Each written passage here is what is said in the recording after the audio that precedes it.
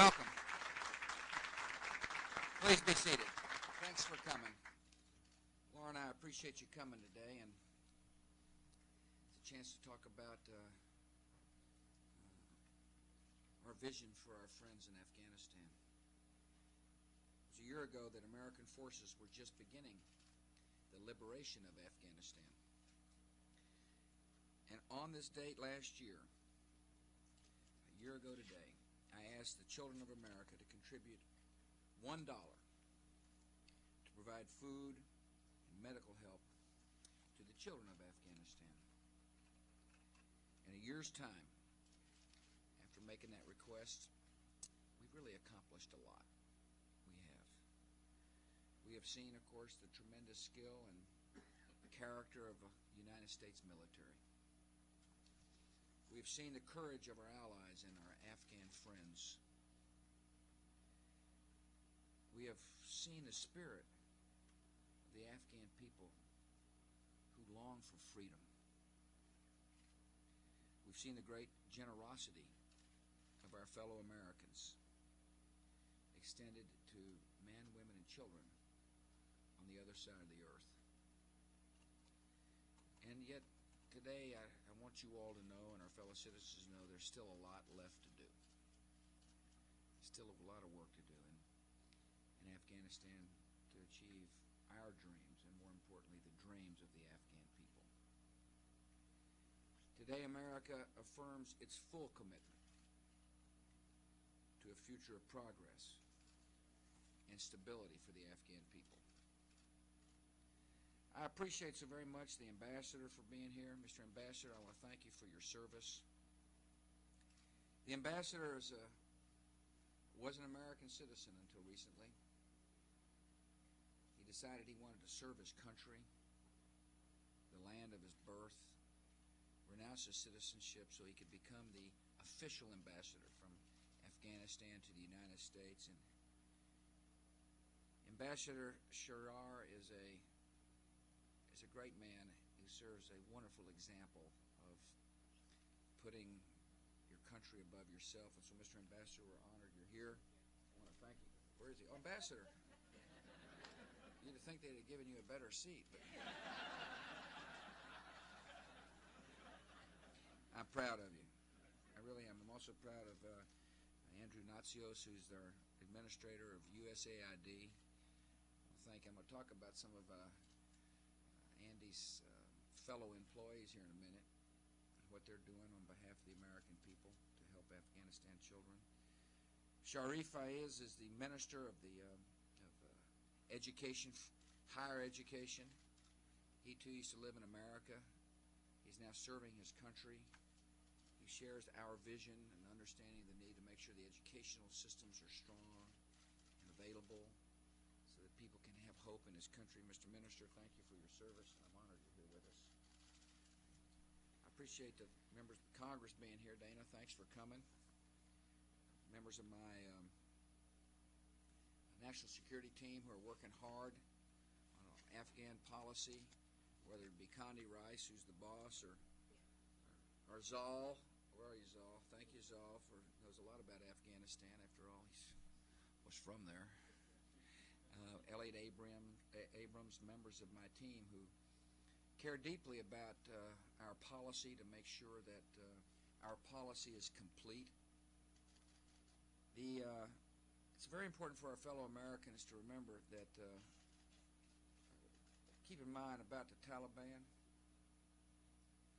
they were the most brutal and oppressive governments, one of the most brutal and oppressive governments in modern times. It's hard for us to understand in America, but these are people who attempted to control every mind and every soul in the country. They obviously had a vast network of terrorist camps available to train extremists from around the world. Thanks to America, thanks to our friends, thanks to people who love freedom for everybody, the oppressive rule has been lifted. They're no longer in power. They're on the run. a bunch of other ones over there too. Afghanistan has entered a new era of hope, and we want to be a continued part of the new era of hope in Afghanistan.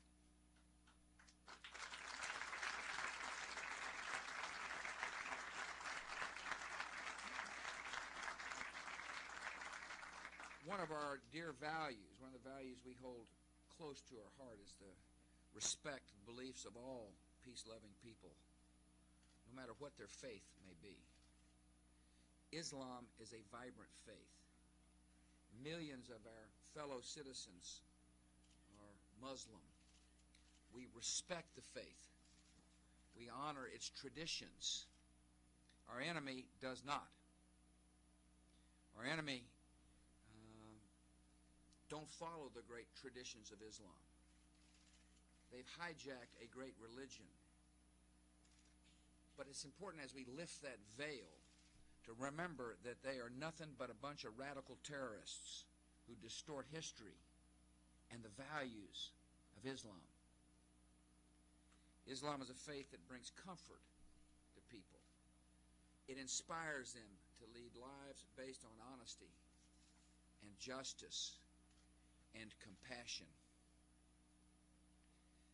We've also got a great tradition, not only of recognizing freedom of religion and respecting religion. We've got a great tradition of liberating people, not conquering them. It's very important for our citizens to remember that as we upheld that doctrine that said if you harbor a terrorist, you're just as guilty as the terrorists, that we went into Afghanistan to free people because we believe in freedom. We believe every life counts. Everybody has worth.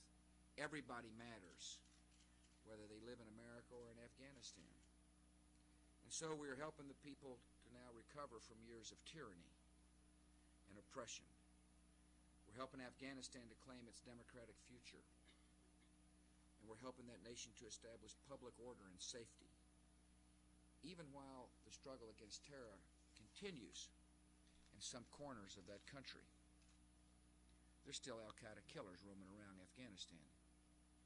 We're working closely with the government to rout them out. Not only to make sure that Afghanistan is more safe, but also to make sure America is safe as well.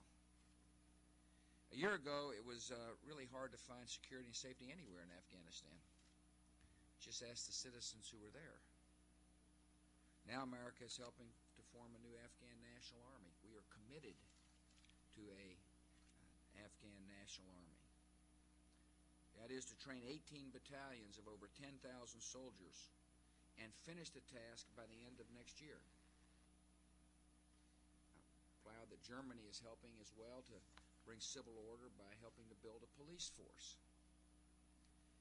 The International Security Assistance Force, what they call the ISAF, led by coalition countries, is helping to keep the streets safe in the city of Kabul. Security is a requirement for recovery and development. You can't have recovery and development unless there's a secure society. America and other nations will continue working with the Afghan government to build security so the Afghan people can live their lives without violence and without fear. A year ago, Afghans were living under history's first ever terrorist-sponsored regime. I mean, these people had found a parasite. And in June of 2002, history will show that Afghanistan reversed its history by having a lawyer Jirga and created the most broadly representative government in Afghanistan's history. There are 2 women serving in President Karzai's cabinet. The institutions of free debate and free press are taking hold. New commissions on human rights and the drafting of a new constitution will lay the groundwork for democracy and for the rule of law. The institutions necessary for the development of a peaceful, hopeful country going to be put in place soon. We will stay the course to help that country develop in their image, not in ours. A year ago, millions of Afghans lived in fear of famine and disease. In the time since America has delivered food and medicine to the Afghan people, we are committed to the health of the Afghan people. Over the last year, UN World Food Program, with the support of the United States, has provided 575,000 metric tons of food to nearly 10 million Afghans. The United States has also provided seed and fertilizer in time for the spring planting season. The United States joined with other nations to support UNICEF's vaccination of more than 8 million children against measles. American healthcare officials are helping with other efforts to improve public health, including the fight against polio and malaria, HIV, and tuberculosis. These relief efforts have put hunger and disease on the retreat. We got the Taliban gone. We'd like to get disease and hunger gone as well. More than 2 million Afghan refugees have returned back to the country since November. That is a positive sign.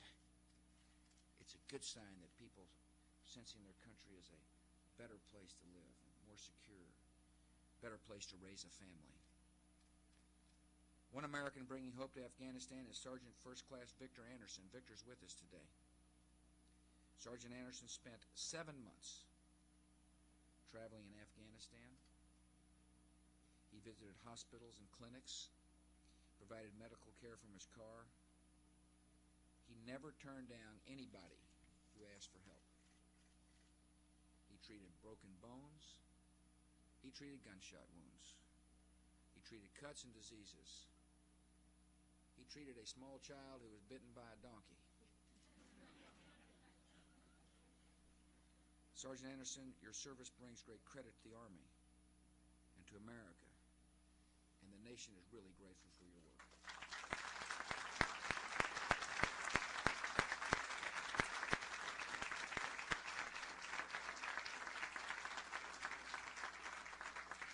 A year ago, the children of Afghanistan were suffering greatly in a nation beset by war. It's not hard to imagine children suffering in a nation beset by war, and it's really sad. The children of America responded with great compassion. America's Fund for Afghan Children has collected more than $10.5 million. That's a dime at a time, or $1 at a time. That's a lot of kids working hard to collect money. It's allowed the Red Cross to deliver emergency medical supplies to help serve 60,000 people. This fund has helped provide winter clothes to 8,000 children, to help rehabilitate hospitals in Kabul. Today we've got representatives of the fund, twins, Sarah and Alexander Ahmad. Together they've raised $12,000. $12,000. That's a lot of money.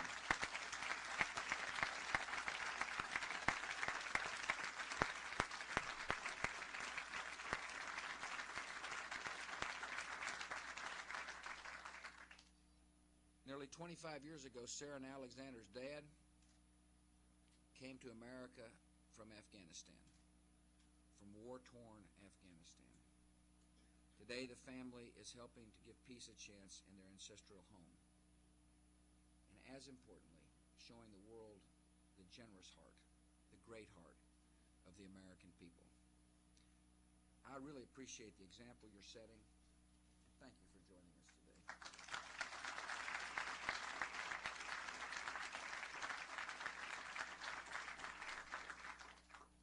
And by the way, the fund still exists. And I hope the American children understand there are still people in Afghanistan who hurt a lot. And if you've given once, it's okay to give again to make sure we can continue to help the people in Afghanistan. America will continue to provide that country with essential short-term relief.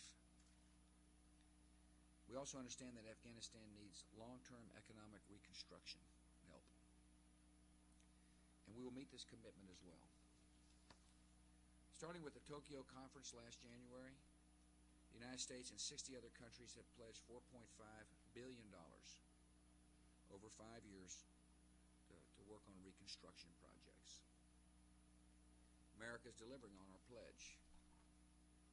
We're writing our checks. We're currently implementing more than $300 million worth of reconstruction and recovery projects. The nations who've made pledges, the other nations, they need to be good on their pledges. If you say you're going to help the Afghan people, do it. If you've made a pledge, write your check. It's important. America and our partners are helping to rebuild roads and bridges and waterways and buildings. Last month, the United States and Japan and Saudi Arabia committed $180 million to rebuild the highway connecting Kabul, Kandahar, and Herat. It's an important project. President Karzai spoke to me about it in the Oval Office. He said it's important that we show the people that we can work together to restore the historic link, to make sure that commerce and trade flow more freely and that people are able to find work. I want to thank the Saudi Arabians, the Japanese for joining us in this highly visible and highly important project. We're also helping to rebuild schools, and hospitals, and clinics. Some of the first rebuilding is being done by the U.S. Army Civil Affairs soldiers who are working with relief agencies to rebuild dozens of schools.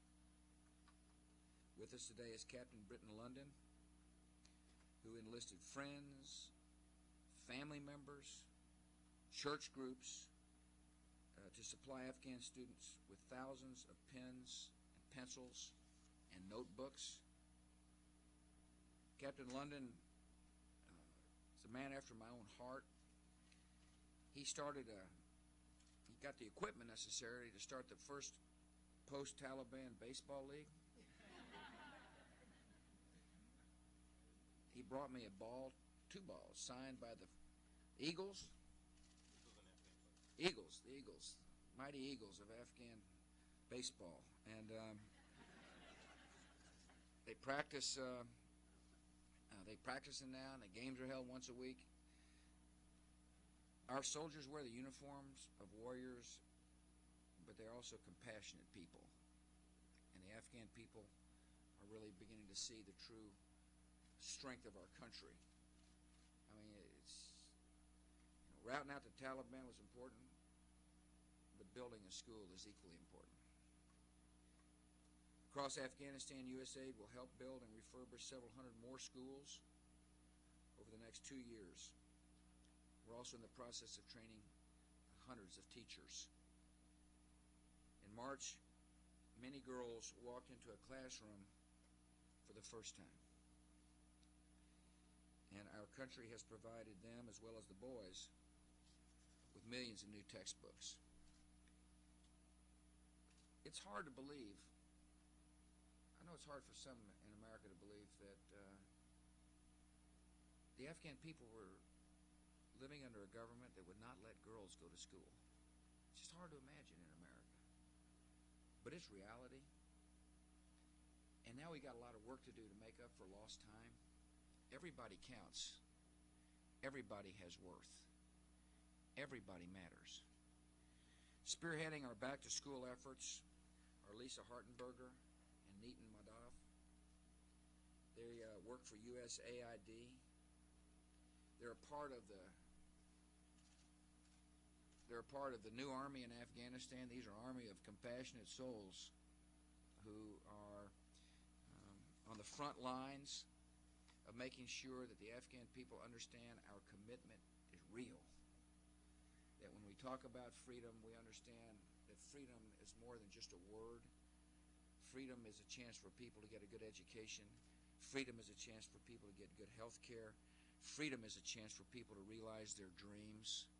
And I want to thank these 2 fine public servants that work with Andy for your service to the country, service of Afghanistan. Thank you, Lisa. Thank you, buddy.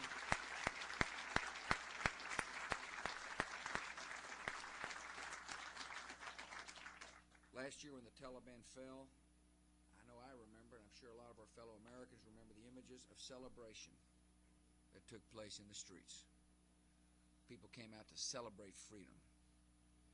It reminded us that in the whole world, there is a huge appetite for freedom. People love to be free.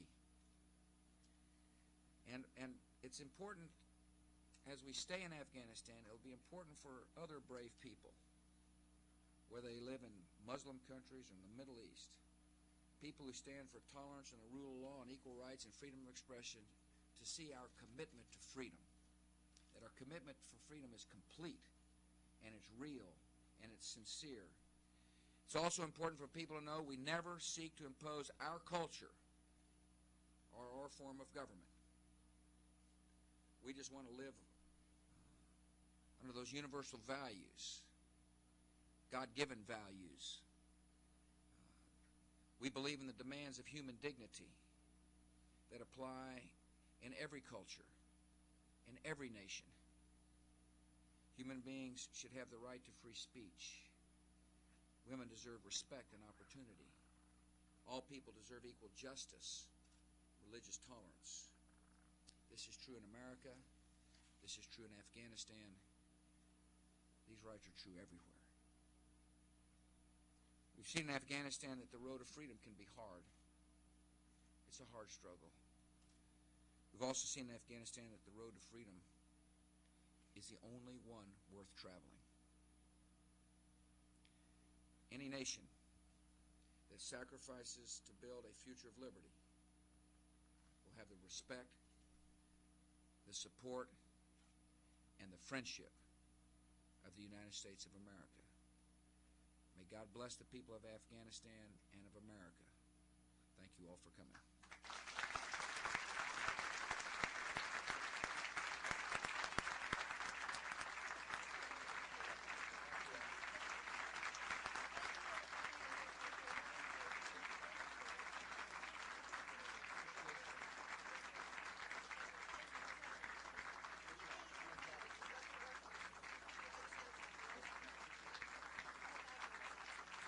Thank you all for coming.